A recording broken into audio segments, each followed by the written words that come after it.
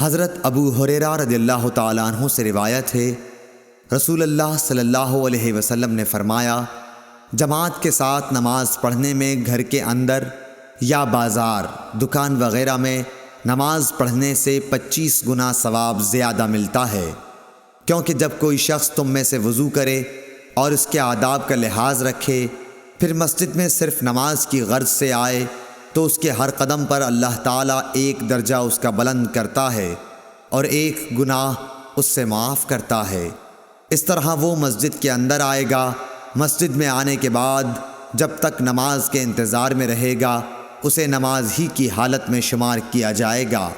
اور جب تک اس جگہ بیٹھا رہے جہاں اس نے نماز پڑھی ہے تو فرشتے اس کے لیے رحمت خداوندی کی دعائیں کرتے ہیں کہ اے اللہ اس کو بخش دے، اے اللہ اس پر رحم کر، جب تک کہ ریح خارج کر کے وہ فرشتوں کو تکلیف نہ دے۔ صحیح بخاری حدیث نمبر 477۔